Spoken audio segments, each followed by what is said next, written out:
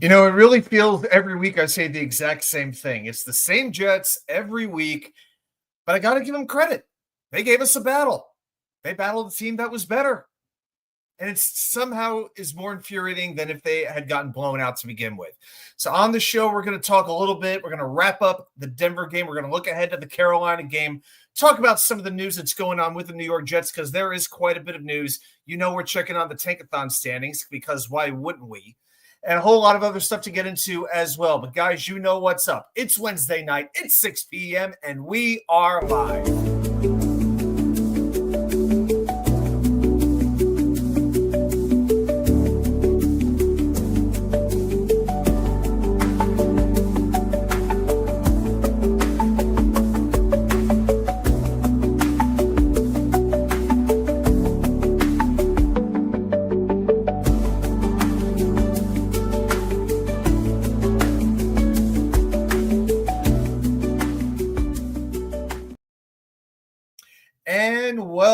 Well. Welcome everybody back to New York Sports WickerMedia. I am your party host, Watts UK99, here for our weekly Wednesday night extravaganza. I'm glad that you are here with me right now. I see the chat is starting to grow a little bit right here. So fantastic. We get the early bird gets the worm, whatever that means. I guess that means they eat early and aren't starving later. So you get your full meal. You get breakfast, lunch, dinner, the whole 9 yards, and you ain't going to be needing to go back for seconds because we're going to fill you up right now. That is about the weirdest marketing line I think I've ever used, but we'll just go with it. All right, so I see we got a few folks in the chat already. We got Tony Alexio. Oh, man, he came in quickly, and he came in ready to talk. Tannenbaum screws with Woody, with Glenn, and no wins in sight. Tony apparently has it out. Boy, I thought some people have it out for Rick Spielman, but Tony mentioning Mike Tannenbaum with the process. And Tony, I'm not acknowledging the second comment. I am not going to go there. You know I'm not. Not after – no. Full year, Tony.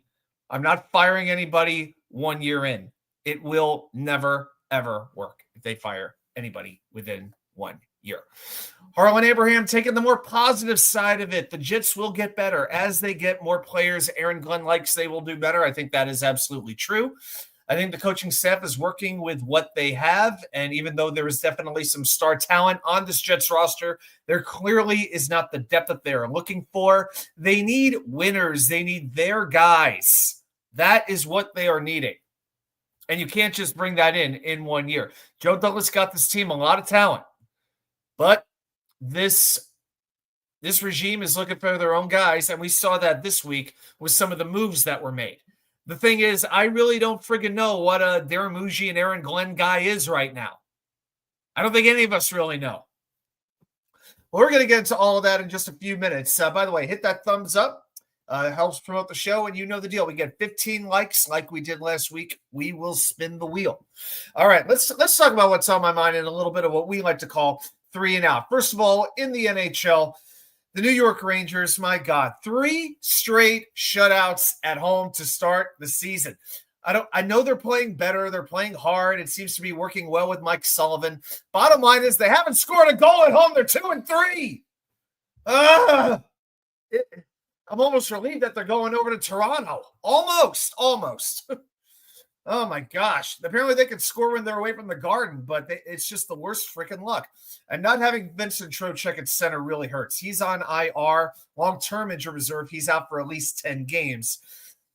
But now that he's injured and another defenseman is day-to-day, Will Borgen, they called up Scott Morrow from Hartford, which I'm very happy about. He will add an infusion of offensive ability into a defense that does not have a lot of it outside of Adam Fox. And if you're a Devils fan, well, you can't be much happier. You just lost your goalie.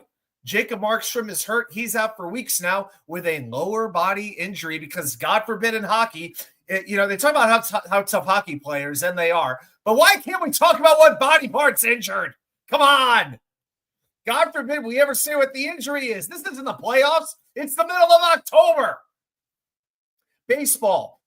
Tigers-Mariners, Game 5, amazing. One of the best baseball games I have watched in years. Since then, it has been a snooze fest. The ALCS has been as exciting as preseason football. 4 road wins. Mariners and Dodgers lead their series 2-0 respectively. The ALCS resumes tonight if you're interested. And as far as the Giants go, man, all of a sudden it's just so exciting to root for Big Blue and Big Blue and Big Blue. Blow your horn. How cute. You just watch. Everyone's like creaming themselves over Jackson Dart and Cam Scattaboo. Watch. The way that these two play, they will be injured. Scattaboo will be off this team in 4 years. The way he plays, he's reckless. He is going to get hurt. And Dart's going to get hurt too because he's reckless. He loves to run, doesn't know how to dive. Now, do we forget they turned the ball over 5 times 2 games ago against New Orleans? Did we all forget that? Good win against a reeling Philadelphia team. I know the Super Bowl champions, but a reeling Philadelphia team is what they are. Now, let's see them survive Denver this week and that pass rush. Let's see that offensive line block Cooper, Benito, JFM, and everybody else. Let's see that happen. Beat Denver, then you'll have something to impress us with. And I didn't want to spend a whole heck of a lot of time here because you know what? The chat's in. Let's get right to it. So let's talk some New York Jets football. This is the New York Jets where careers come to die and the worst memories of your life are born. What else can we say? What else can we say? Let's talk a little bit about this game. Let's just recap a little bit because you guys know it tears me up too much to even come on right after the show. I'm just gonna make that a little.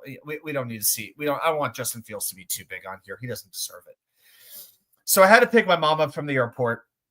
Did some grocery shopping. Took her home. She'd been on the road for about a month, leading tours in the just wonderful New England region that we have here in this country.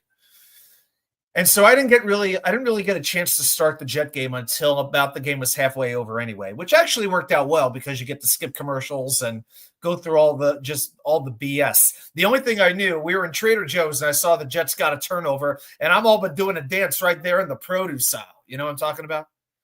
If you weren't doing a dance at that moment, I mean, come on now. We didn't know we'd ever see that.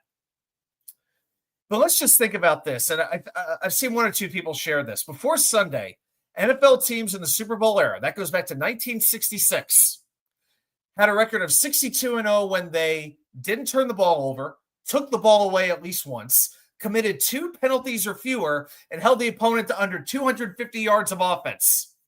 Make it 62-1. And only the Jets could do it. Only the Jets could do it.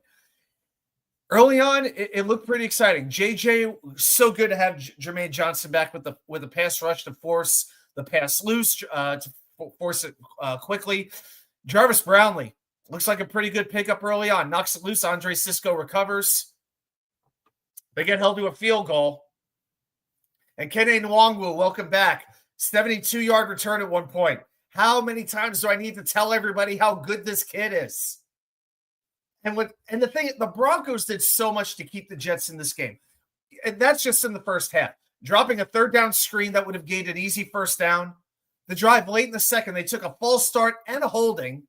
Matt Peart, the ex-Giant, 3 penalties in the first half alone. And we need to talk about this first half. What are the Jets doing with that drive at the end of the first half? Run, run, run. Where's the urgency? I don't care if you have the ball to start the second half. When you have an opportunity to score, why don't you take it? I know the Broncos' pass rush was overwhelming, and there's a number of reasons why, and we'll get into all of them in a few minutes. But don't you have to take a few chances? And I don't really want to kill Tanner Engstrand for this. I really, really don't. I think he's doing what he thinks is best with the lackluster personnel he has to work with. But the people who want these coaches out, Tony in particular, how do you fix this right now? Who are you bringing in to fix it? Are you exhuming Vince Lombardi and resurrecting him from the dead after 53 years, 55 years, whatever it is? People are just so quick to fire people, and it bothers me. It really does. It's amazing how Todd Bowles was a shitty coach. All of a sudden, boom, he's got Baker Mayfield. All of a sudden, people think he's actually good. Really? He's got a general manager who's great at bringing in talent, They keep hiring coaches who get hired for head coaching jobs every year. Canales, Cohen, the current one, Gizzard. You watch. He'll get a head coaching job next year. You watch. All of a sudden, people think Todd Bowles is smart. Todd Bowles is smart because he has smart people around him and talented players in the locker room. You think if Todd Bowles was the head coach right now, this team would be in playoff contention? Stop. But I will criticize Aaron Glenn. So, Tony, yeah, you can be happy now, okay? I will criticize him because he deserves it. The fake punt on 4th and 1, which barely worked, only to see them run the clock and take a knee. Who has ever won in this league by coaching scared? Who? When are you at your best when you're afraid? And that's how that came across, was being afraid. To give the ball back to Denver, who hadn't done much on offense to begin with? And we get 32 yards on offense total. 1 first down on offense in that first half. Justin Fields needed to be yanked at halftime. He needed to be yanked at halftime. Tony, I'm going to say it again. Jimmy Johnson, 1-15 his first year. Would you have fired him halfway through, knowing what we know now?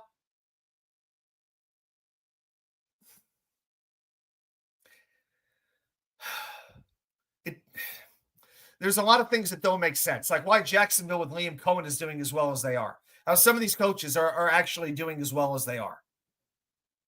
But it can't be about talent. It just doesn't make sense. We know the Jets have some talent. Why it's not coming together, I think Glenn inherited a losing culture from the previous regimes. That's what I think. And stop with the tank pull. Dude, stop with the tank. I don't want to hear about the tank anymore. I don't. Stop with the tank. Tell them to take. Yeah, go out there. Yeah, okay. All right, guys, here's what we're going to do. We're going to go out. We're not even going to try. We're going to do everything we can to lose. So you run into the line. You purposely blow your block. You purposely blow your cover. Stop talking about a tank. It's not real. Tanking is a myth. Only fans talk about tanking. That's it. That's it.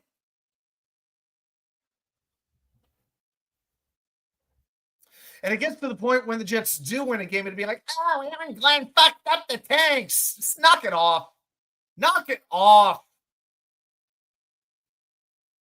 Second half, they're down 13. So let's go to the end of the game. They're down 13-11.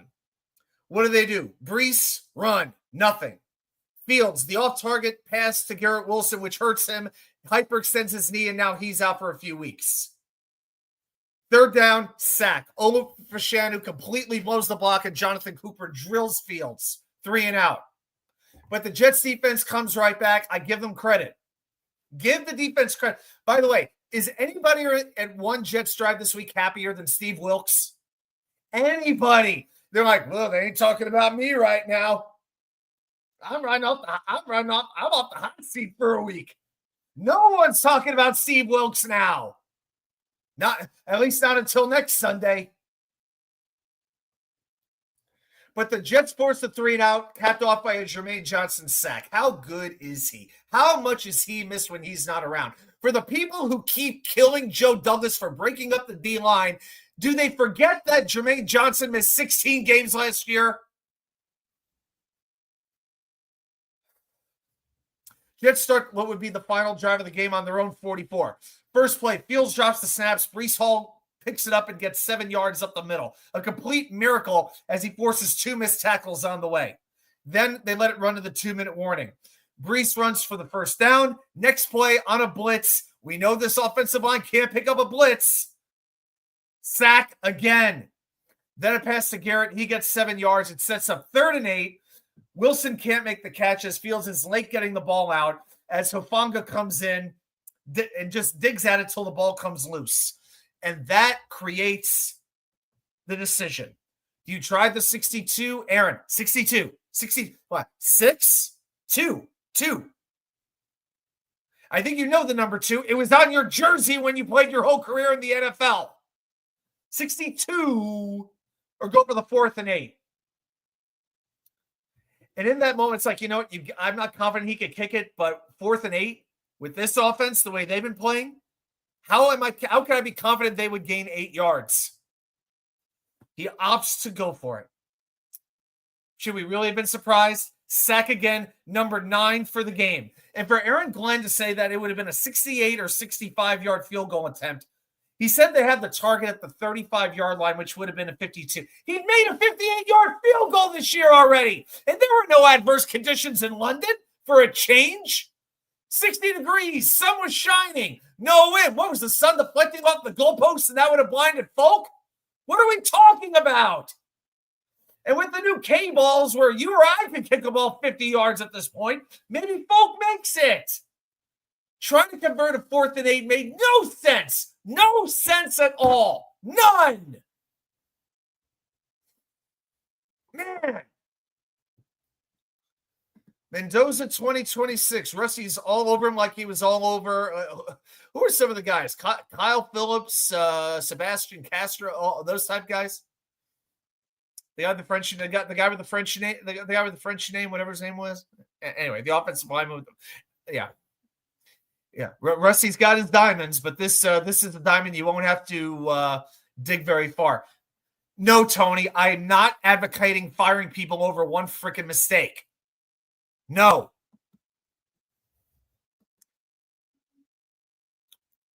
CJ Stroud, you want? Well, sure. A lot of, hey, maybe the Jets can get CJ Stroud if Houston keeps up the way they are. He might want out of Houston if they can't protect him. Harlan, not a fan of Mendoza. 1-year wonder similar to Zach. Oof. Man, Harlan coming in heavy on that one. See, I can criticize without calling for a firing. There's a difference. That's the difference, guys. So let's talk about where this team is on offense. We are so freaking easy to defend that I want to vomit. Denver knew what they had to do.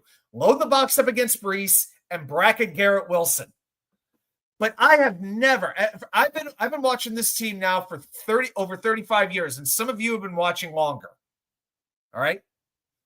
I can't remember the last time I saw a quarterback literally afraid to throw the freaking football. Open receivers. It's Zach Wilson-esque. So I ask again, did Joe Douglas really screw up by drafting Zach Wilson? Because who the hell else was there to draft? Should we have drafted Micah Parsons 2nd overall?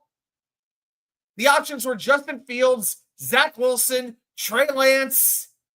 Come on.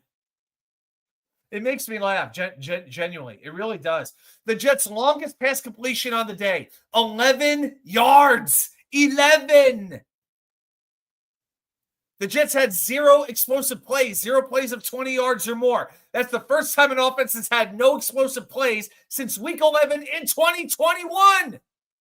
You want more? Oh, I got more. 9 sacks, 55 lost yards. Average time on those 9 sacks from the snap to contact, 5.76 seconds. In the NFL, the league average for a sack from snap to contact is 4.63.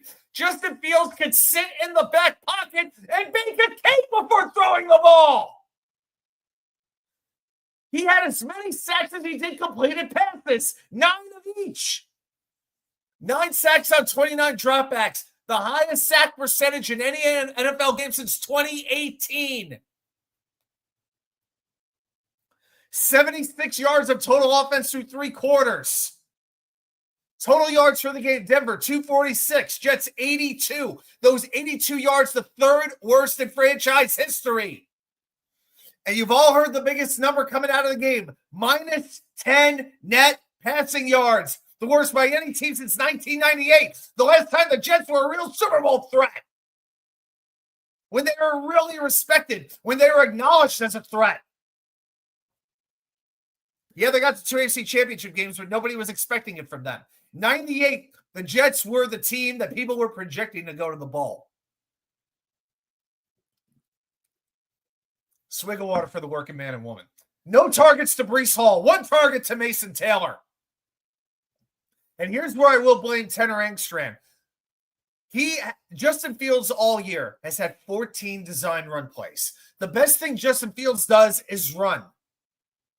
That's it. That is what he does best. I think we can, whether you love Fields or hate Fields, we can at least agree what he does best is run. 7 of those 14 runs were the first week against Pittsburgh. By the way, the 1 week where this offense looked amazing. Most of us figured deep down Justin Fields would not be Sam Darnold, Geno Smith, or Baker Mayfield. He would not be a reclamation project that would work out. We figured he was a bridge quarterback for 2 years. And now we know he is. The thing is, he could come back against Carolina and have a great week. At least I would have thought that until Garrett Wilson got hurt. But if you want a bright side, I'll give you a bright side. At least the Jet front office knows they can't even think about an extension. They can't fool themselves into thinking that this is their quarterback of the future. They know they need to draft a quarterback round 1 in 2026. They know it. We know it. They know it. Oh, speaking of Mason Taylor, I mentioned him briefly. How is there any situation where he is left blocking Jonathan Cooper one-on-one? We know Mason Taylor is not exactly a polished blocker at this point, okay? But you got him blocking one of the Broncos' 2 best pass rushers one-on-one? I'm sorry? How? Why? Tanner Engstrand, Steve Hyde, and Aaron Glenn, you care to explain that one? This offensive line has to be fed up knowing they have to keep holding the block and holding the block and holding the block. It looks like Olu and Armand Membu are regressing by the week. Joe Tippmann, he's regressing by the week. He was terrible this week. But how much longer do they have to hold it for Justin Fields? Yeah. Justin Fields has to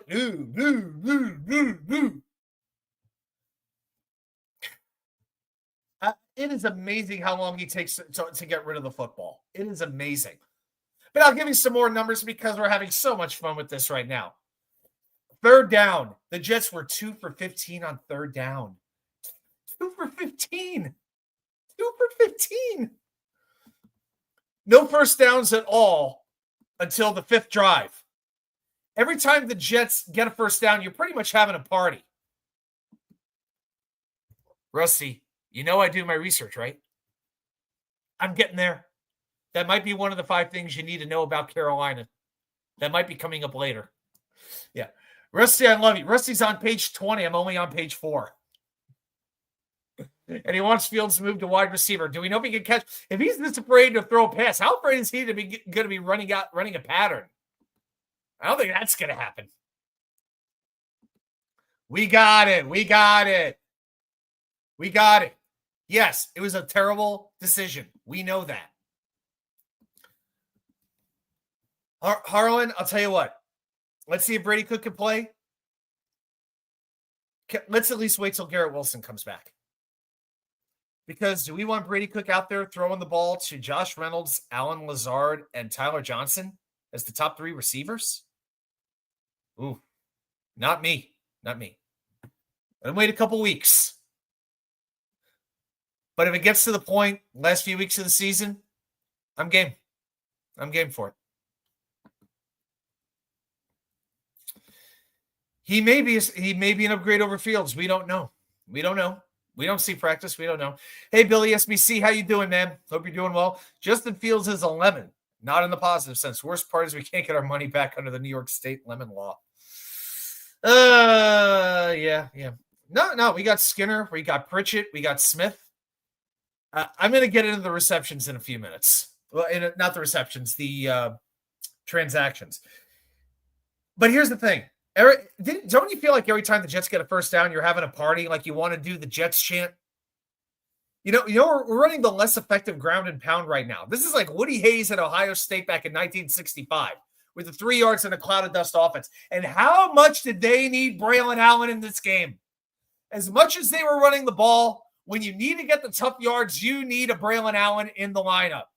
Him being hurt, again, malpractice by the coaching staff, putting him in on that kickoff return.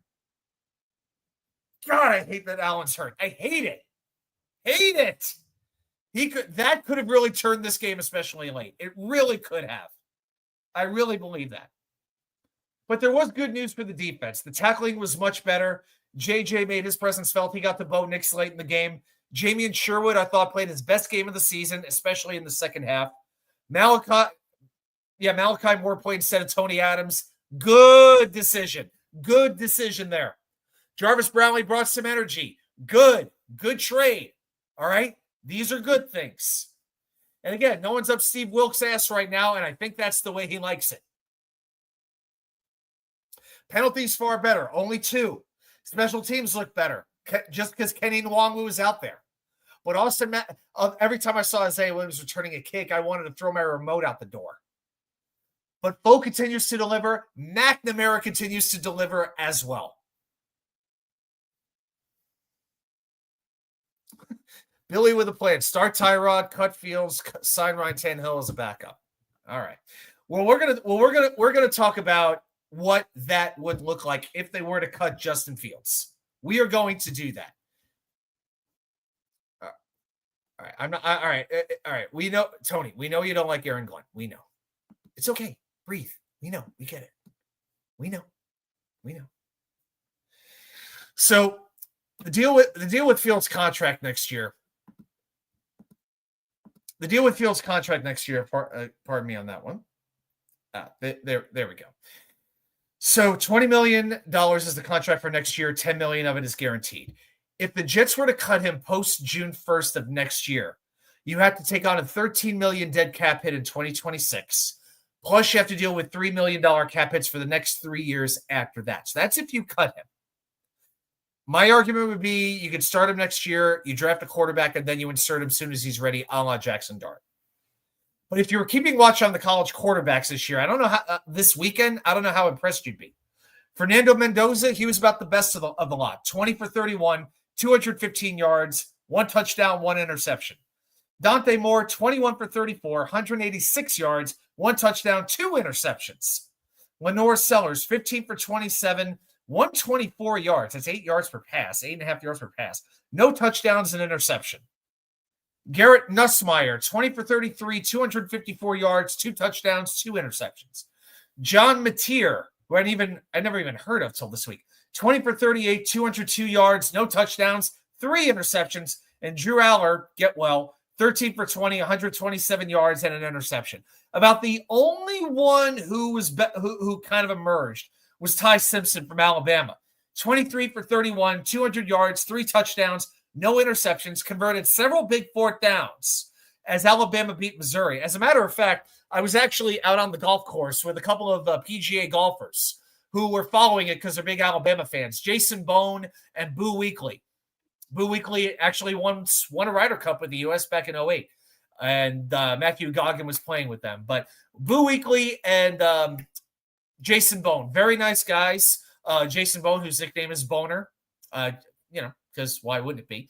But they kept while they're walking up the fairway or whatever for their to hit their next shot. They're talking about, we got 2 timeouts left. All right, I don't know, we're going to run or we're going to pass or what we're going to do here. It was amazing. Even the gallery was watching them laughing because all they're talking about is Alabama football. Alabama football. So, hey, Ty Simpson, there you go. Mateer is injured and playing injured. Mendoza is him. Lai Simpson sucks. Okay. Oh, Ty Simpson, a.k.a. Lai Simpson. Okay, got it. All right, Rusty. Rusty, I will never knock you for being opinionated. I will never if they hung you for being objective, they'd be hanging an innocent man. Billy, get the number 1 pick, trade down, fill some holes. No, you need the quarterback, man. You have to get a quarterback. The free agent class is shit, okay? If we didn't need a quarterback, I would say yes. But you know what? Trade some assets off, trade some players off, and get some draft picks. That's what I would do. I know you're going to get the better picks if you trade down. But the best player, from what I'm seeing, the consensus best player in this draft class is a safety right now. Dear God. But if you think you can develop a quarterback, if you think there is a good enough quarterback to draft that high, you don't mess around. You draft him. If you don't believe that, then I'm open to the trade down. So on that note, Milk Hyper released his first big board this week, and his number 1 prospect was Dante Moore. So what he says is Moore is a 3rd-year sophomore with some impressive traits. His accuracy has been solid all season, and he shows good touch on his deep ball. Moore can throw from different arm angles with precision and deliver strikes while rolling either left or right out of the pocket. He could scramble a bit too. Okay. Billy, how many quarterbacks has this regime screwed up? Zero. Based off of that, should Kansas City have ever drafted Patrick Mahomes because they struggled at quarterback since Len Dawson? So yeah, I can't. I'm not. You can't use that. All right, Billy? How should they get a quarterback? What should they do? Should they try to make a trade for C.J. Stroud if he's even available for Joe Burrow? Who's the lottery team? Please don't tell me Shedeur Sanders because I'm not gonna. Please, if you tell me Shedeur Sanders, I'm getting off. Please, Evan Roberts, who I like most of the time. Evan Roberts wants the Jets to trade for Shedeur Sanders. What the F has Shedeur Sanders ever done except be a jackass in the locker room and throw balls during practice sessions? What has he done? So how are we getting the quarterback? How?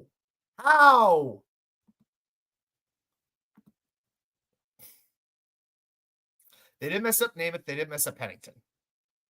O'Brien, he was what he was. I can't say they messed O'Brien up. No, I'm not doing that. If you let your past overwhelm your present, your future is going to be your past. I should put that on a fortune cookie now that I think about it. If you let your past dictate your present, your future is going to be your past. So let's not let that dictate what we're going to do. Things like, well, there's never been a good quarterback from this school, so you don't ever want to draft a quarterback from that school. That's baloney.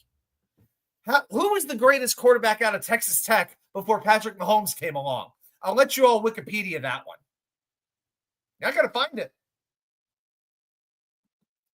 Billy, who is going to develop a quarterback? And again, it should be Engstrand and the quarterback's coach. If you want to clean out the whole coaching staff, okay. I didn't say Glenn was going to develop a quarterback. I'm just saying we can't say that they're not capable because previous regimes failed. That's what I'm saying. Harlan, the problem is there's nobody out there that you want to get. Okay. All right. We're all a little bit frustrated here. Me included.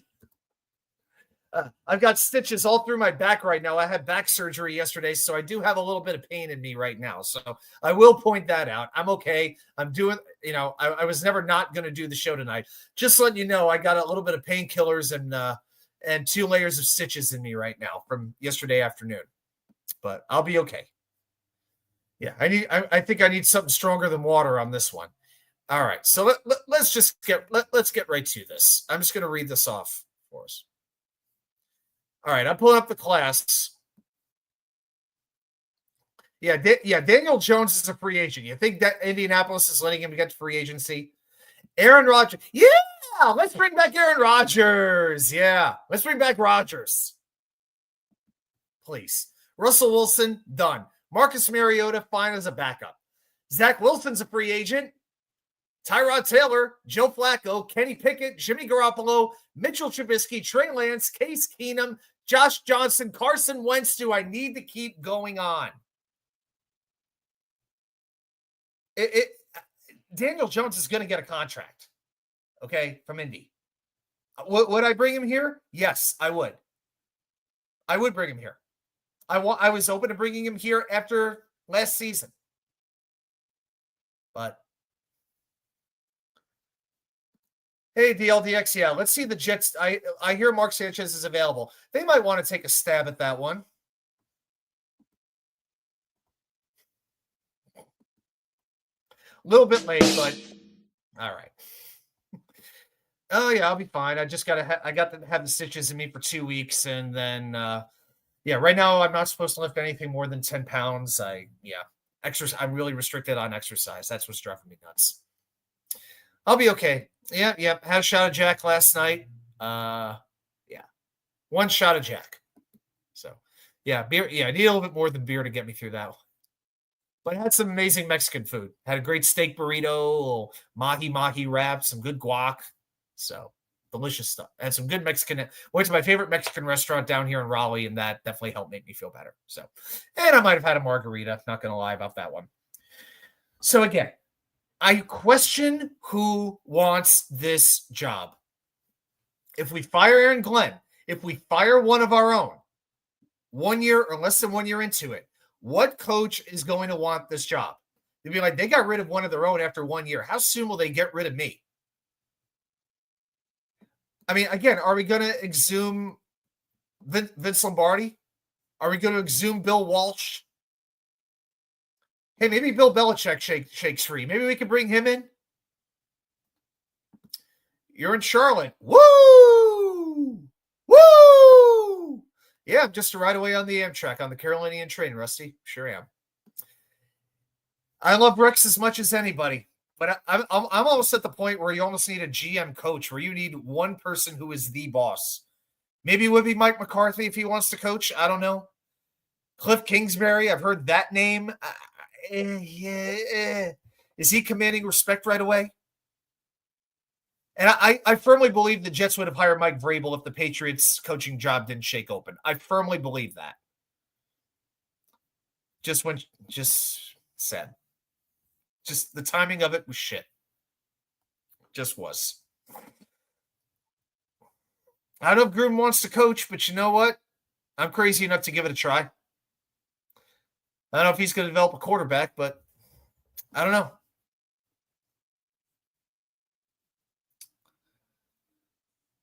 It's going to have to take the locker room. It's going to take more than losses. It's going to have to take a locker room that gets just completely splintered. But again, my biggest worry is there are too many players here who, we're going to get the snap counts in one moment, guys. There are too many guys here who have a losing mentality. And some of them are very good players. But they are used to losing, so as soon as something goes wrong, you know what? I'm worried that their mindset goes right with it. They don't have the resilience, and that's a problem. And I don't know if just one coach can fix that. I think you need to change the locker room. You need to change certain players. You need to bring winners in here. You need players who will show you how to win. Like years ago, LaDainian Tomlinson did. Bart Scott did. Jason Taylor did. Those kinds of guys. Before that, when the Jets won the Super Bowl, Johnny Sample had won NFL titles with Baltimore. He came over to the Jets, gave them some real leadership. Stuff like that. The Jets need winners. Maybe they try to do that with Derek Nottie. That didn't exactly work out. But that was the idea. And the other thing that frustrates me is that Glenn could not get his guys to come over. Now, many of them did not shake loose in free agency. But I was looking to get some Lions players in here, and all we got was Josh Reynolds. That was the best we could do.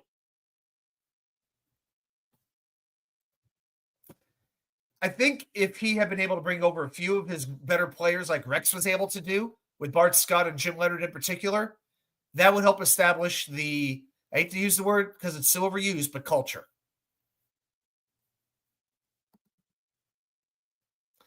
Oh, good. So we can, Rusty, McDaniels will be available for OC, and Glenn is friends with him. He'll want revenge on Miami. Great. We'll have two coaches wearing capri pants on the sideline at the same time. Yeah, imagine that giveaway pants. Billy SBC. Oh, we'll get there. We'll get there, Billy. I got you, brother. All right, let's get into the snap counts right now because I think we need to turn the page on this game, but we do need to talk about this for a few minutes. All right, look at the offense. 57 snaps. That was down 25 from the Dallas game. 57 snaps on offense. That was it. Justin Fields tragically played all 57 snaps. Breece Hall, 42. Isaiah Davis, 15. Andrew Beck played only 3. Again, if you want a ground and pound offense, if you want to run the ball, put in a good run blocker. Josh Reynolds, 50 snaps. Garrett Wilson, 48. Arian Smith, 34. Again, how many times did you actually notice him on the field? And it's not all his fault. We'll get into why. Tyler Johnson, 11 snaps, up 7 from last week. Alan Lazard, excused for personal matters, did not play. Down to 2 tight ends. Mason Taylor playing nearly the whole game, 55 snaps. Jeremy Ruckert playing 22. At least Taylor's getting time on the field. Still needs to learn how to block, but he is a good developing tight end. Then with the offensive line, the 5 starters played every snap. Max Mitchell played 5 snaps as well, so there were 5 plays when they used the 6th offensive lineman. All right, on to the defense. 60 snaps, the same as last week. JJ played the most of any defensive end with 38. Good to see him back. Michael Clemens, 35, up 3. Getting more snaps than Will McDonald, which normally I'd complain about, but Will had to be tested for a concussion. Seems to be okay. Played 34 snaps. Bray McGregor played 18, and Tyler Barrett, by the grace of God, was inactive for this game, as he should be. I'm sure he's a wonderful young man, but you should be inactive, Tyler. Defensive tackle Quinn Williams played 47, nearly over 75% of the snaps, up 12 from last week. Harrison Phillips played 30. Juwan Briggs played 21. Jay Tafele played 16. That was down 9 from last week. Leonard Taylor benched again. More on him in a minute. Linebacker Jamin Sherwood played 60 snaps. Kiko Mawagoa played 50. I thought he looked better as well. And then you had Michael Walker playing 14. Big deal. Mark Robinson, Cam Jones did nothing. Did not play. Cornerback Sauson Stevens played 60 snaps each. Jarvis Brownlee up 34 snaps from last week. So a huge jump from 7 to 41, and seems to be establishing himself as the new nickel cornerback. Isaiah Oliver played only 15 snaps, down 13 from last week. A.Z. Thomas, again, not getting a chance. Michael Carter, still injured, not playing. It wouldn't shock me if he's played his last game as a Jet, but we'll see. And at safety, just 2 played, Cisco and Moore, which in my mind is the way it should be. Tony Adams glued to the bench. So I do like the Jets seem to be playing their best players a little bit more. So you know what? I'm looking for a positive anywhere I could get it, and I'm going to take that as a positive right there. Okay, guys, so let's get into where we are right now. It is that time once again. Oh, my gosh. You know what? You see this graphic, and I know you just have one reaction. Oh! Yep, time for Tankathon. Here we go. Let's get into the standings, where things are right now. Now, every week, what I'm going to be doing is updating according to Football Pro Index where the team is in terms of their ability to get the number 1 pick, a top 5 pick, a top 10 pick, and their average draft position. So right now, so on the left side is the current standing. To the right of that is where they were last week. So right now, the Jets' average draft position is 3.6. Last week, it was 4.4, which is a nice, steady drop towards number 1. Chance to earn the number 1 pick, they are giving the Jets a 29.7% chance to earn the top pick. And it's mid-October, and it's already that high. Up 6% from last week. Chance to earn a top 5 pick, almost 80%. So 4 out of 5 times, if you simulated the rest of the schedule, the Jets are in the top 5. I think that's a very safe bet. Chance to earn a top 10 pick actually dropped somehow from 96.4 to 93.1. I guess the teams on the periphery of 10 and 11 are getting a little bit closer there. So yes, right now we are the number 1 pick as expected. So looking at the standings right here, I'll have to blow this up a little bit next week if I can, but we are 0-6, as you all know. And of course, remember, it's about strength of schedule. So the worse your strength of schedule, the higher you are in the tiebreaker. So keep in mind, if the Jets had won 1 game so far, they would be the number 4 pick right now, behind Cleveland, Baltimore, and Miami. And you can make an argument that at least one of those teams, if not 2, would be looking at drafting a quarterback. So Cleveland, Baltimore, Miami, New Orleans, and Tennessee all at 1 and 5.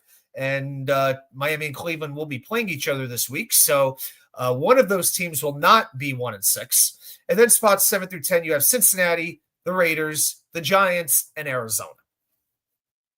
So that's where that is right now. All right, so let's get out of Tankathon like that. Got to go get that number 1 pick overall. We're right on pace for it. What are you going to do?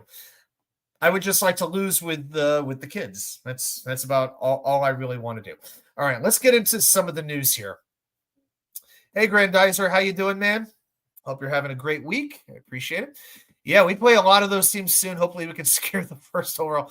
Who would have thought before the season, didn't you all think that either Baltimore or Buffalo would be the most unwinnable games we would have? Can you believe Baltimore has only won one game this year? Unbelievable how they've fallen off. Wow. All right. So the first thing, and let's get serious for a moment and let's keep everything in perspective, is Nick Mangold, who announced on Tuesday that he has been dealing with chronic kidney disease for the last 20 years. And he is looking for a transplant, looking for a new kidney, and he's looking for O blood. Now, I did look this up. Now, I donate plasma. I have AB blood, which is ironic considering those are my initials, but that's just the way that it goes. But there's O positive blood and there's O negative blood. I don't know. Nick only said type O. So when he says type O, I'm pretty sure that means O positive. And the good thing about that is type O positive is the most common blood type that there is.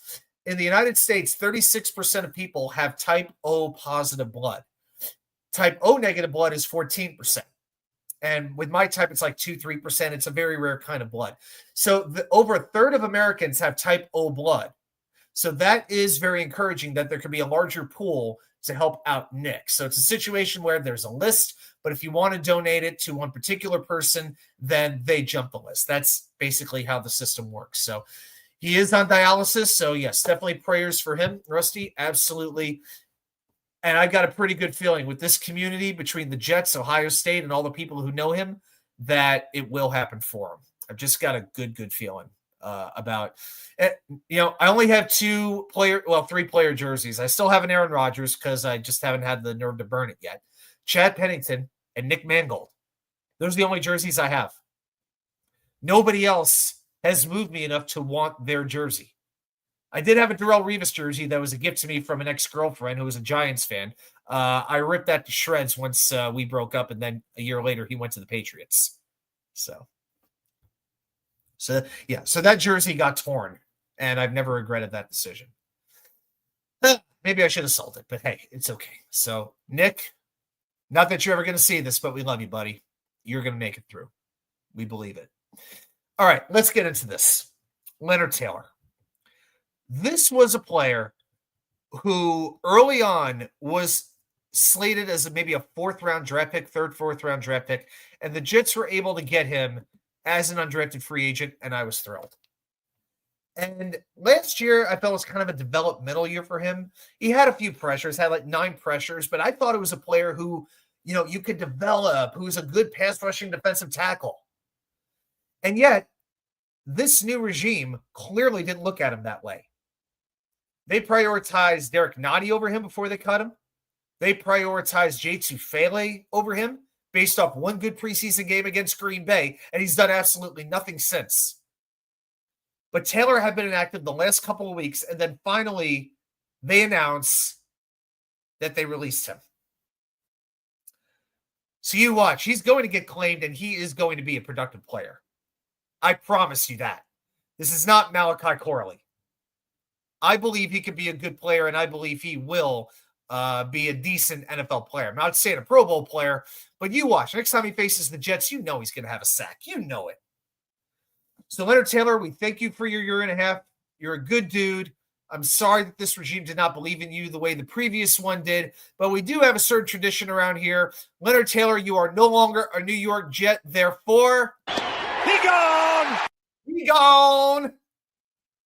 Onward and upward. So what did the Jets do to replace Leonard Taylor? Well, they decided to take a stab at addressing their rapidly fading depth at wide receiver, which is loaded with 30-somethings who can't get open, who can't catch a ball, who are very, very slow, and they draft the immortal Trenton Irwin. Have you ever heard a less inspiring name for a football player than Trenton Irwin? He looks more like a freaking zookeeper in this picture. Hi, me, Cronky. You want to tie me down, Cronky? Get the frick out of here. Trenton Irwin. Let's get to know Trenton for a minute. Why don't we? Trenton. Undrafted in 2019 before finding a home with the Bengals. He spent 6 years there, caught 46 passes, 601 yards, and 5 touchdowns. That's nice. He's 29 years old. His best year was 2022, 3 years ago. 15 passes, 231 yards, and 4 touchdowns. Guys, how excited can you get over Trenton Irwin? I think I want to cry. Yeah, either the Niners or Falcons would get. Yeah, they're going to get all our players, right? Grandizer Ali McNeil is actually coming back soon. McNeil's looking pretty good. So I don't like his name, and his face is untrustworthy. I don't know if it's the face, the hair, or the headband. I don't know which of those is most unsettling. I swear to you, it looks like with you see how let's look closer here. You know, I'm gonna get my let me make myself a little. Let me get myself out of here for a minute. All right, let's look closer. You see how the sideburns are super dark right there, and then you have the headband, then you have the blonde hair. I'm thinking the headband and the blonde hair are just one piece. He puts the headband and the blonde hair together at the same time. I think it's a Trenton piece. Camo headband and bad blonde hair, a George Kittle wannabe. That's what we got here, folks. Trenton Irwin. Oh, precious Jesus. Why am I a fan of this franchise? Why? I need to move on. Let's go to injuries. All right. We didn't get a full injury report today. Michael Carter II, last I'm hearing, is questionable for this game. Garrett Wilson did not practice today. Hyperextended his knee. Expected to be out several weeks, but he is going to try. Just don't play Carolina and Cincinnati, please. After that comes the bye. Just take the 3 weeks and rest. There's no point in rushing it. It's not like you're trying to rush back for a playoff race. And let's go back to Josh Reynolds. Josh Reynolds didn't even practice today. He's got a hip issue. So this week, our top starting receivers could be Tyler Johnson and Alan Lazard. To which I say, you know, let me go close here. Can we please give Arian Smith a chance? The ball never gets thrown to the way of number 82. He's getting open. He doesn't get chances. Give him a shot. We know what Tyler Johnson is. We know what Alan Lazard is. Let the kid play. I don't need to see Trenton freaking Irwin. Give Pritchett a shot. Give Skinner a shot. Brandon Smith's older. I understand if you want to leave him on the practice squad. But give one of these two kids a chance. Give us something. As we continue to fall further into the abyss and get picked on week after week after week by the national media and fans of 31 other NFL teams. Did I sound convincing on that? Okay, thank you. How about we start feeding Mason? What are we going to do with no Garrett Wilson? Throw to Arian Smith. Feed Mason Taylor. Start using a screen pass. The Jets have used 3 screen passes in 6 games. When you're dealing with a blitz, when the other team is sending 7 at you, how about a little feet to the running back and see if you can get him out in space? The screen pass has been killing us since Robert Saleh came here. Why can't we use it to our advantage? And how about this? Let Justin Fields run. I'm going back to that again. He's had 14 design runs, but he's only had 7 in the last 5 weeks. Granted, he didn't play one of those games. 7 in 4 weeks. That's not enough. That's not enough. He should have 4 or 5 or 6 design runs every game. Every game. He's dealt with the concussion. Is he afraid? If he's that afraid to throw, or if he's that afraid to run, then his ass should be on the bench.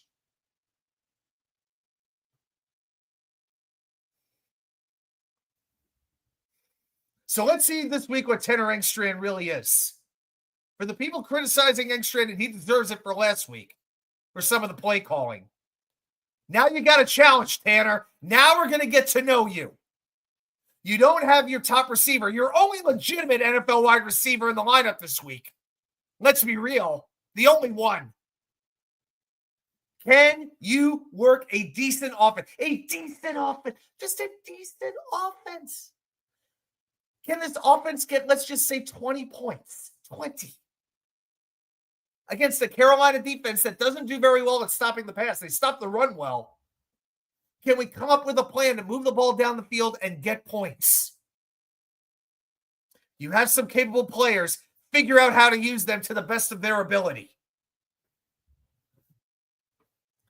Some of the other news that's going on here. Let's pull. Let me pull this back up. Yeah, past the injuries. Rumors about Jermaine Johnson. I'll get to Brees in a second. Zadarius Smith just retired from Philadelphia, so they're short on pass rushers. And there are people in Philadelphia talking about maybe we could get JJ. Yeah, you could start at least with a second-round pick plus another day 2 pick. 2 day 2 picks, I would say, is the starting point to get Jermaine Johnson from us. We got another year and a half of him. He's a great guy. He's a well-respected leader. Plays with heart, plays with passion. 2 twos may not even be enough for me. 2023, he had 7.5 sacks, 11 tackles for a loss, 16 quarterback hits, an interception, and 55 tackles. A very good two-way run defensive end who complements Will McDonald very well. Rusty, I'd like to believe it. We can ask for it, doesn't mean we're going to get it. But if you don't ask for it, you don't get it.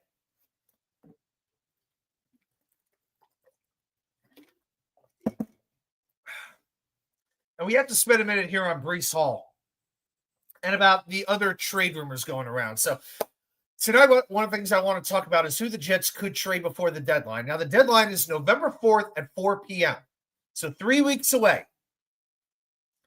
So Breece has been doing the free 20, and, you never know with the posts on social media. So many of these types of posts, you can interpret it however you want. You can interpret it as a trade. You can interpret it about how he's getting used, however you want.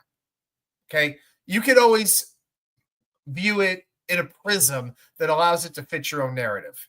And I could do the same if I wanted to. But the estimate for Breece Hall right now is he could fetch a 4, maybe, certainly a 5th-round pick. And I'll tell you what, he's in the last year of his contract. And there are several teams that are being viewed as suitors. The Bears, the Chiefs, the Texans, the Chargers. And if it's not a 4 at least, I mean, put it this way. Let's be honest. It's going to be a late 4. Because you got to remember, you're trading these players to good teams, playoff contending teams. You got to figure they got to be at least 20s. So to me, you're talking about a late 4th-round pick. Once it gets down to a 5th-round pick, I'm not quite so excited anymore. And by the time you get to the 6th round, it's like, who cares? But if we trade Breece at this point, all we have at running back is Isaiah Davis and Khalil Herbert. Unless you want to hand the ball off to Andrew Beck. Maybe you could sign Donovan Edwards back from the Washington practice squad. But I just don't expect to see Braylon Allen back this year. Yeah, he might be healthy by mid-December, but what's the point of bringing him back in 2 or 3 meaningless games?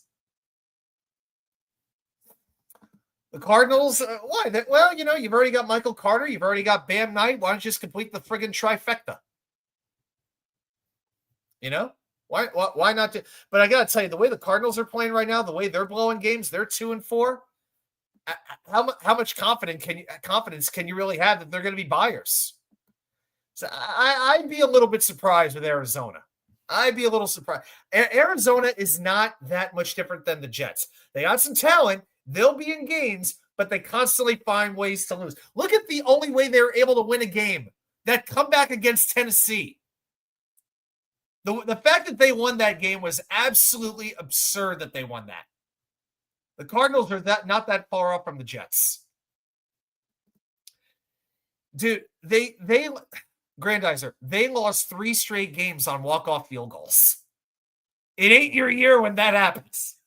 That has never happened to any other team. 3 walk-off field goals in a row. That hurts. That hurts a lot. Rusty wishes we get a 2nd or a 3rd for Breece. Here's the thing. We drafted him with a 2nd.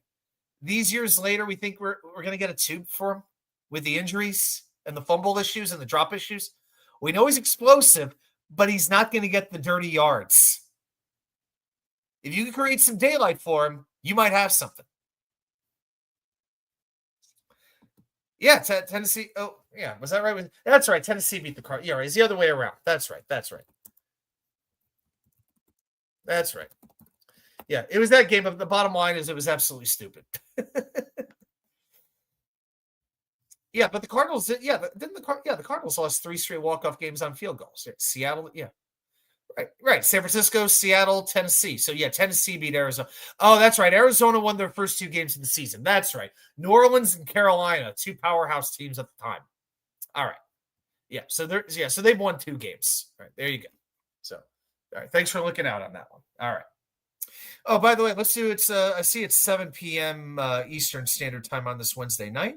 I'm going to do a quick check here, guys. Again, I see the chat's growing a little bit. Hit that thumbs up button.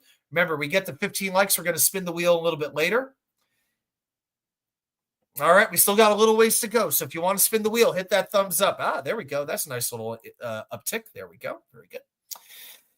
All right, so that's the deal with Brees. If Braylon wasn't hurt, I'd be a lot more open to trading him. I still would trade him, but it's got to be for the right thing. Like a fifth round, I need more than a fifth round pick. I really do. I need more than a 5. Maybe a 4 and like a 6 or something like that. Maybe that. But ideally, I want a little more. I got to include the Williams brothers here. I got to include Quinnen and Quincy. Now, Quinnen, I think, could get you a huge haul. I think if you must get a first-round pick, Quinnen Williams can fetch it for you. Plus, I think he could get you another mid-round pick, a third and a third as well. I think you could get that for Quinnen. But it's a situation where Quinnen says, I really want a chance to win. I really want a chance to win, and I know it's not going to happen here. I would like it to be a situation where it could be an amicable parting, and the Jets trade him to a place where he has a chance to go win. We know Dallas, they like him. We know it. They wanted him in a trade for Micah Parsons. So, of course, not a situation that I want to do, but if you can get a haul back, that's the player who could probably fetch it for you. And Quincy Williams is on the last year of his deal. A third-round pick might be fair.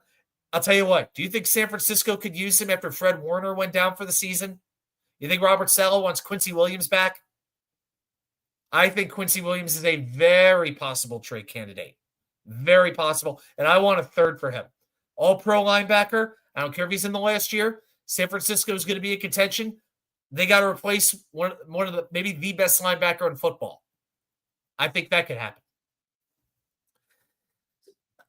Another name that I don't think is as likely, but I'm just going to throw it in, is Harrison Phillips. If there's a team looking for a veteran defensive tackle, it'd be low round value, but I'll throw him in. And I got to mention JJ. JJ is a little bit appealing because you have that extra year of team control. And the reports are the Jets are asking for too high of a price right now, to which I say good. There's no pressure to trade him. I need, again, minimum second-round pick plus an exchange of picks that benefits the Jets, like a 2 and a 3 for JJ and a 5, something like that. And you'd have my attention. You have me interested with day 1 and day 2 picks. Day 4, it starts to drop once you get to the 4th round, and it plummets by about the late 5th, 6th round. That's kind of what I feel. And the other player I think is likely to get traded is Michael Carter II. I think he is on his way out. He has not played well. He has dealt with injury issues ever since he signed that contract. And it's unfortunate because I really think he's a good kid. Just the injury bug is catching up to him. Maybe he just needs a new start. And I'll tell you what, he was a 6th-round pick? I'd take a 6 for him. I'd take a good 6 or a 5th. I'd like a 5th, but I would even accept a 6th. Because Brownlee's taken over. He's a fit. I don't see the need in keeping Michael Carter at this point. And you know what? You trade him, you shed the salary, you save $11 million each of the next 2 years, and the cap hit is $1.2 million through 2028 if they trade him. Okay? $1.2 million for 2026, 27, and 28, and you save $11 million? Where do I sign up for that? So that's how I'm feeling about those moves. It's not just, do you want to get this guy off the team, but what does it mean if we let him go? For the salary cap. And if it's a situation where it's not a rental, then you have to factor that in. So you trade Carter, you're going to save some money, and there is some appeal to that. Wild Chew, Watch UK, my guy. Thanks, man. Wild Chew 1792. Like that. Glad you're here tonight. Hope you're having a great week, brother. So Rusty is reporting from his sources. Oh, let's see here. Quincy could get a 3rd and 4th with the Niners. I'm game. And Quinnen a 1st, 2nd, and 4th hurt Tampa. So Rusty knows some Tampa people. All right. Yeah, Rusty sometimes does have a few scoops. There are times. All right. You know what? If I would definitely make the Quincy trade, Kiko looked a little bit better this week. So Quinnen a first, a second, and a fourth. Again, keeping in mind it's the back of all 3 rounds.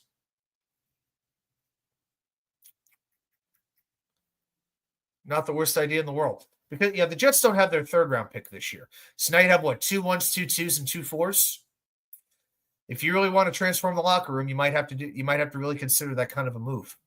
You just might. Not the worst idea I've heard. That's Rusty has sauces. Lots of sauces. Lots of good barbecue sauce and marinara sauce and comeback sauce, all kinds of sauces. All right, I'll stop there. All right, well, let's turn the page a little bit, which we desperately need to do, and talk a little bit about the Carolina Panthers, our Week 7 preview. So here are 5 things to know about the Carolina Panthers. Number 1, their running back, Rico Dowdle, the former Dallas Cowboy. He has been amazing the last 2 weeks. He is the 6th running back in the Super Bowl era to total at least 225 total yards, plus a touchdown in consecutive games. Only the 6th since 1966. Pretty amazing. Carolina is 4th in offensive success rate in the NFL. Now, offensive success rate means on first down, you gain at least 50% of your yards. Second down, you gain at least 70% of the yards to gain. And on 3rd or 4th down, you gain 100% of the yards. So if you get those percentages, 50% on first down, 70% of the yards to gain on second down, and 100% on 3rd or 4th down, that's considered a successful play. And Carolina is 4th in offensive success rate in the NFL. Number 3, we got to talk about this defense. This is interesting. This is a top 10 rushing defense. Carolina has allowed 50 rushing yards in their last 2 games. Combined against Miami and Dallas. Against Devon Achane and Javonte Williams. Anybody worried? A little bit? Here's the thing. And just to be serious. Carolina does not have a lot of players on defense the average football fan would recognize. Like if you go to like your average sports bar down the street and say, hey, name 3 players on the Carolina defense, most of them would not be able to do it. But the team is coming together well. So they're, again, top 10 rushing defense. But at the same time, they have 5 sacks total. Not a single Panther has more than 1 sack all year, and they have a 2.6% sack percentage. 2.6. 1 out of 50 dropbacks, they get a sack. So Justin Fields can use all the 10, 12, 15 minutes, whatever the hell he wants to use to find his play. Because even this offensive line should be able to hold up against this Carolina defensive line. Rusty, you don't count. Shut up! Grandizer, Rico is running against teams with extreme prejudice. Then against the Fins and Cowboys, they don't have a good run defense. Do what works, run. Well, I'll tell you what, if Bryce Young was my quarterback, I'd be doing the same thing. Speaking of Bryce Young, they are 3-18 when Bryce Young turns the football over.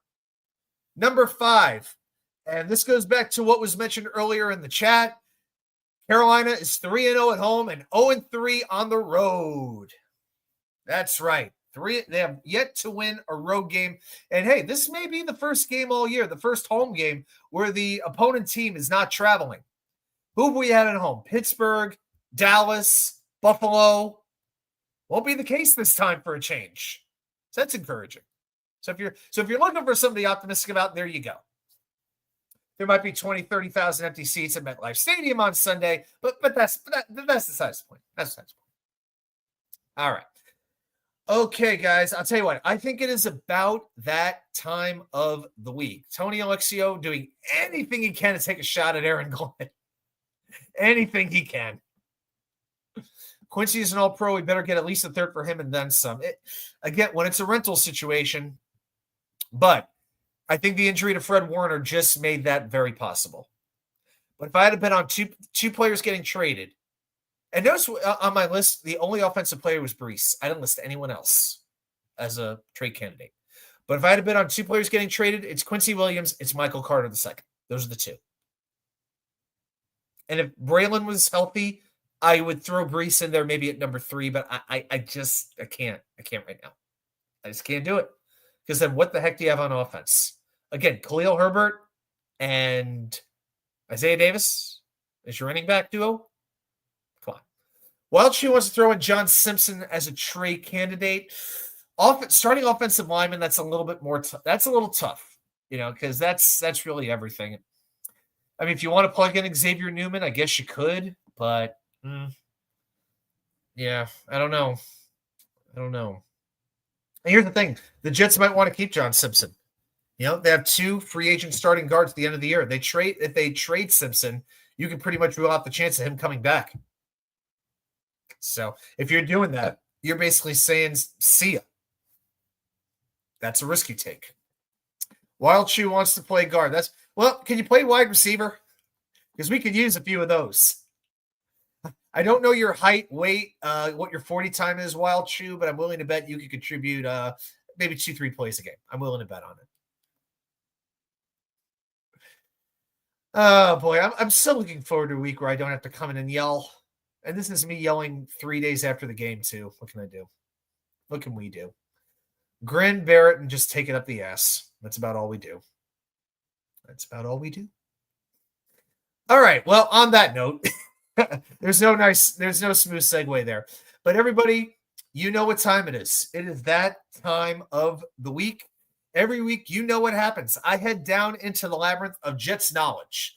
I bust open the books. I dust off the Encyclopedia Britannica. I pull up the Jets' dark web websites, and I, Watch UK99, challenge you, the most loyal fans of the most loyal fan base in the NF freaking L. Just how much do you know about your New York Jets?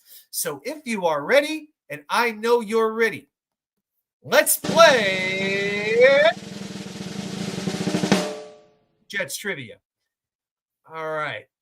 62220. Okay, yeah, well, depends on your BMI, but there you go. Rusty, if an OL does get injured, it's basically a guarantee we go 0-17. Yeah, what's our depth? Max Mitchell? You gonna plug him in? Yeah, Mitchell, Newman, 1 or 2 other guys that we don't even want to know.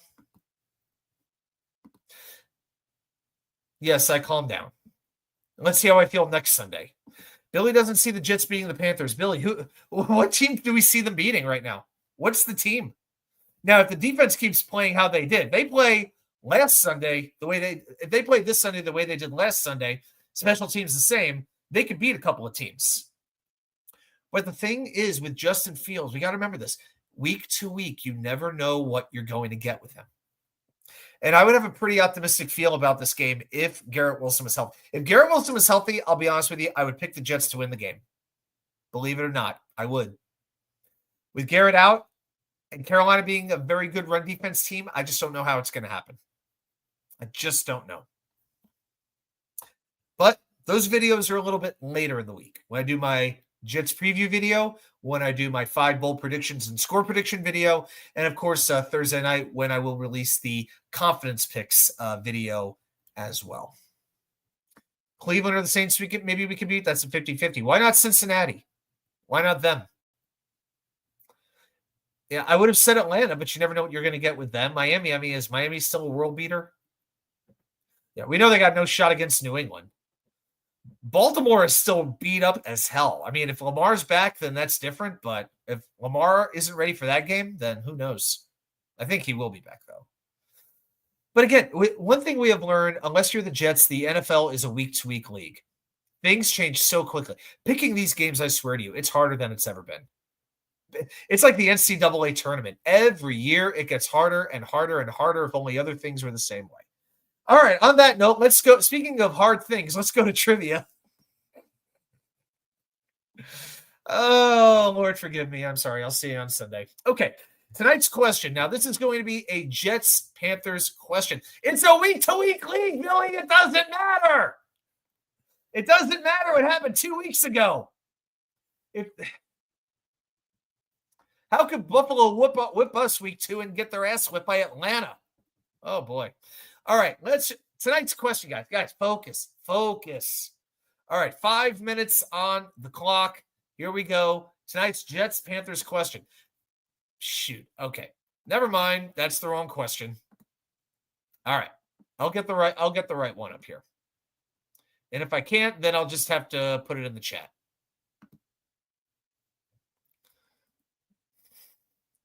I know I put the right one in here. I know I put the right question in here. It's still making me retrieve it. Going to this slide here. October. Okay, I don't.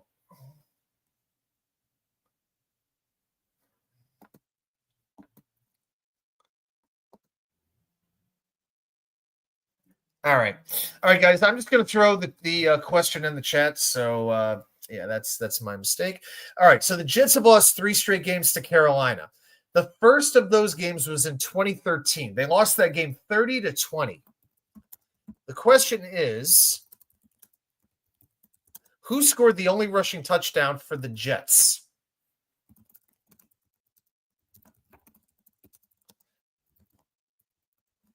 Okay, so the question's right there in the chat. Who scored the only rushing touchdown for the Jets versus Carolina in 2013? So a few years removed from the glory days, as we might say. Wild Chew says Michael Carter. Yeah, okay. So let's see here. Let's. Every time I do this throws off my resolution. That's good. All right. Is the correct answer Michael Carter? No, Michael Carter was not on the Jets yet. So 2013. Yeah, that's why I put the chat. Yeah, that's why I put the. Let's put it right there. Who scored the only rushing touchdown for the Jets versus Carolina in 2013? It was a game we lost 30-20.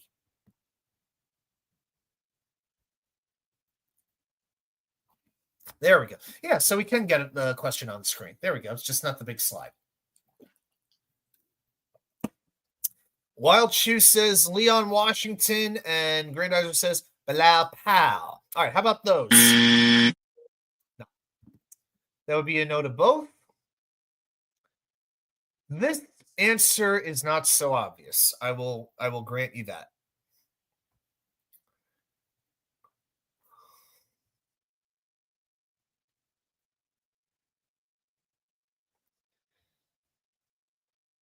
Yeah, great turnout tonight. We really needed to do some commiserating tonight, didn't we? Yeah, Rashee Rice returns. Whoop the frickin' do. Wild Chew says Sean Green. Oh, Sean Green was gone by then. Savage goes, Fitzy. Is it Ryan Fitzpatrick? And Fitzy didn't come until the next year. Fitzy came in 2 years later, 2015, he came along. Billy and Rusty are both going with Geno Smith. How about Geno Smith? No, not quite. Grandizer tries Chris Ivory. Oh, he ran smooth like Ivory. Is it Chris Ivory? No, not Chris Ivory. Coming up with some good guesses. I'll tell you this, he was a big player. Big player. Grandizer and Tony, yep, both said Chris Ivory. Okay.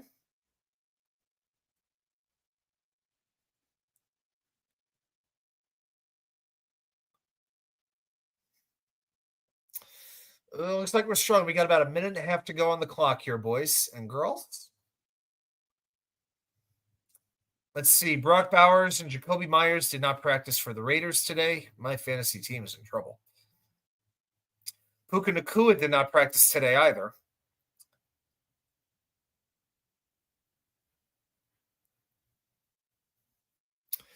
Probably like Jeff Cumberland. No, not Jeff Cumberland.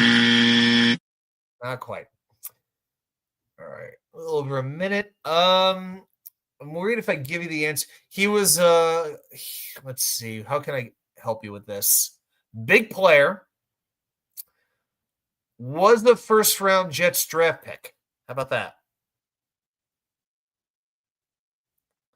So you got about a minute there. Jeremy Curley, was it a sweep? No, it was not Jeremy Curley. I've had a bunch of buzzers. Freeman McNeil, I've called a friend. Was the friend Freeman McNeil, Grandizer? All right, I see.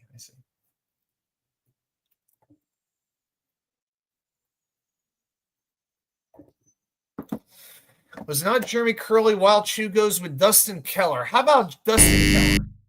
No, he was off the Jets by then. Yeah, his career was about over.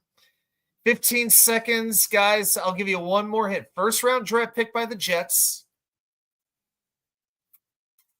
3, 2, 1. I don't want to give any more away than that, but it's a bit of a trick question.